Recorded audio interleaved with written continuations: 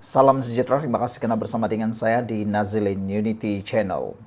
Ini satu pendedahan Anwar Ibrahim tentang pencuri yang mencuri duit dan akhirnya simpan duit di rumah. Siapa yang Anwar Ibrahim maksudkan ini?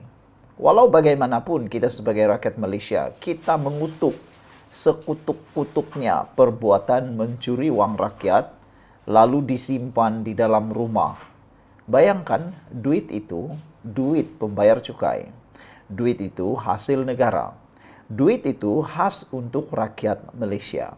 Tapi ada beberapa pemimpin atau ada pemimpin yang terlalu tamak sehingga mencuri duit rakyat itu, simpan di rumahnya, entah dengan tujuan apa. Tapi yang penting tujuannya ialah merompak, mencuri kekayaan negara, hasil-masil negara, dan yang menjadi hak rakyat. Tiada satu orang pun yang tidak akan mengutuk perkara itu, kecualilah yang pemikirannya entah sudah kena apa, mungkin kena sihir sakau. Sebelum kita teruskan, jangan lupa tekan butang produk yang saya kongsikan ini bagi mereka yang ada penyakit gout. Cepat tekan karena produk ini murah dan terbukti berkesan membantu melegakan gout Anda. Beli sebelum kembali semula kepada harga asalnya.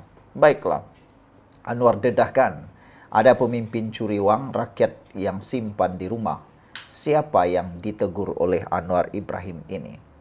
Perdana Menteri Datuk Seri Anwar Ibrahim mengingatkan semua ahli politik yang bergelar pemimpin supaya tidak mencuri uang rakyat demi mengkayakan diri sendiri. Beliau menyebut bahawa menjadi Perdana Menteri tidak boleh sama sekali berfikir tentang jadi kaya atau curi duit simpan di rumah. Saya tidak ambil gaji sebab apa, kata Anwar. Saya nak tunjukkan bahawa bukan semua menteri curi duit atau cari duit.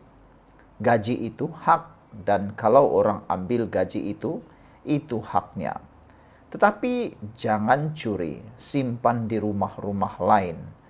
Jadi Perdana Menteri, jadi Menteri Keuangan, kerjanya nak kayakan diri. Tak boleh, kata Anwar Ibrahim ketika berucap pada majlis berbuka puasa Madani di Perak semalam.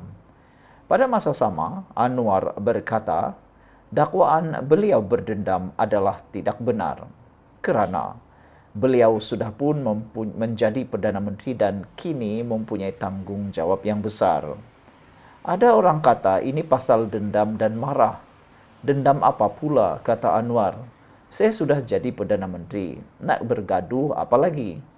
Tanggungjawab saya nak jaga duit rakyat itu balik kepada rakyat, kata Anwar Ibrahim. Wow, ini satu perkara yang paling mengejutkan kita dan juga patutnya kita menanggapi ataupun menyahut apa yang Anwar Ibrahim katakan ini.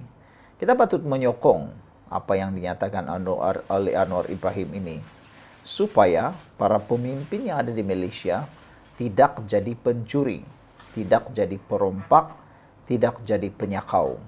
Duit rakyat untuk kegunaan rakyat. Duit rakyat untuk pembangunan negara, bukannya untuk mengayakan diri sendiri. Siapa yang suka sangat mencuri sakau duit rakyat itu, semoga akan menemui masalah yang besar, dipenjarakan pula. Sekian dulu untuk kali ini. Jangan lupa tinggalkan komen Anda. Bye-bye. Salam sejahtera, terima kasih karena bersama dengan saya di Nazilin Unity Channel. 14 ahli parlimen UMNO bakal lompat parti. Wow. Ini isu yang paling mengejutkan kita apabila UMNO mula buka mulut dakwaan kononnya 14 ahli parlimen daripada UMNO bakal melompat parti. Sejauh mana mereka punya keberanian atau dengan tanda petik daripada pengulas politik kebodohan yang melampau sehingga mereka sanggup untuk melompat.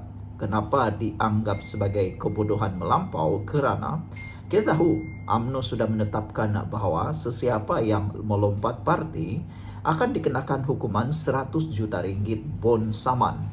Itulah yang disebut kebodohan yang melampau. Jadi siapa agak-agaknya 14 ahli parlimen UMNO yang boleh mempunyai pemikiran sehingga ke tahap kebodohan melampau itu? Sebelum kita teruskan ulasan ini, Jangan lupa tekan butang produk yang ada dalam video ini. Siapa yang ada gout, kencing manis, tinggi darah, tolong klik butang itu. Saya nak kongsi dengan Anda, bukan jual obat, hanya nak kongsi dengan Anda sebagai persiapan, persediaan menjelang hari raya ini. Supaya jangan semasa hari raya pula Anda kena gout. Kalaupun kena gout, bolehlah menggunakan produk yang sudah mempunyai testimoni yang sangat baik, yang mana mereka kata boleh membantu menangani masalah tinggi darah, gout, dan kencing manis. Baiklah, saudara, 14 ahli parlimen yang konon bakal melompat parti, UMNO akhirnya buka mulut. Sebelum itu, coba teka siapakah geng ataupun siapakah kepala dalang kepada ahli parlimen yang mungkin akan lompat parti ini. Agak-agak siapakah? Ada yang kata semua isu ini tiba-tiba timbul apabila kes rasuah dan penemuan RM 170 juta, jongkong emas dan juga barangan kemas bertimbun. Selain itu, isu ini juga tiba-tiba timbul apabila UMNO telah pun menafikan kaitan dengan penemuan uang itu. Barisan Nasional pun sudah menafikan penemuan uang itu ada kaitan dengan mereka. Tiba-tiba pula isu ini timbul. Jadi adakah ini ada kaitan? Sejak minggu lalu tersebar di media sosial mengenai dakwaan 14 ahli parlimen UMNO sedang merancang menarik sokongan dari kerajaan Madani.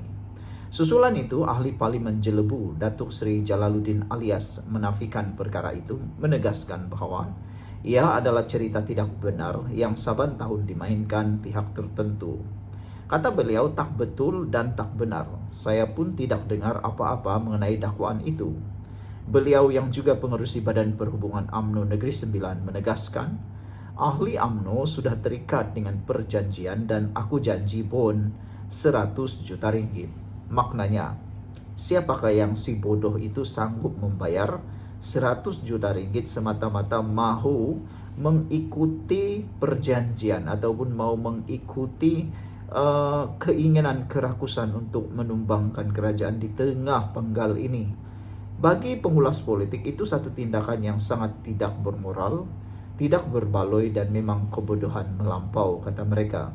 Sudah elok-elok berada dalam kerajaan, sudah elok-elok dapat peruntukan parlimen, sudah elok-elok tak perlu kena tindakan 100 juta ringgit, pergi pula masuk di dalam lubang singa, boleh dimakan dibaham. Apa keuntungannya untuk mereka lompat parti, kata mereka? Bukannya 14 itu boleh jadi menteri. Bukannya 14 orang itu boleh jadi Perdana Menteri. Paling-paling mereka dapat membantu pembangkang mungkin menjadi kerajaan dan akhirnya mereka jadi apa? Tiada apa-apa. Mereka hanya membantu, hanya dapat menolong orang yang bernafsu, ketamakan yang tak terkawal itu, kesabaran yang tidak terkawal itu. Itu saja yang mereka bantu.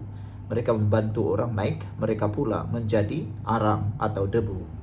Perlembagaan UMNO sudah dipindah pada 13 Januari 2024 bagi menghalang ahli parlimen parti bertindak membelakangi apa juga keputusan, termasuk menyertai pakatan politik untuk menyokong seseorang sebagai Perdana Menteri. Ini termasuklah menandatangani perjanjian untuk membentuk pakatan dengan parti lawan sekaligus bertentangan dengan pendirian parti, katanya semalam. Terdahulu, desas-desus penghijrahan ahli UMNO mula disebarkan akaun Telegram edisi siasat yang mendakwa semua. Terdahulu, desas-desus penghijrahan ahli UMNO mula disebarkan akaun Telegram edisi siasat yang mendakwa ke semua wakil rakyat itu sudah bersetuju dan akan tampil tanda tanpa apa-apa paksaan ataupun imbuhan. Bagaimanapun tiada konteks lanjut dikongsikan. Dakwaan itu dipercayai hanya sekadar reka untuk menaikkan semangat penyokong. Yang ini paling best lah kan. Saya pun bersetujulah dengan apa yang dikatakan ini, yaitu dakwaan ini sebenarnya hanyalah untuk menaikkan semangat penyokong, rekaan semata-mata. Biasalah kalau sudah berkali-kali menipu, akhirnya orang tak percaya lagi. Jadi tipu lagi supaya orang kekal percaya. Apa pendapat Anda? Tinggalkan komen. Jumpa lagi.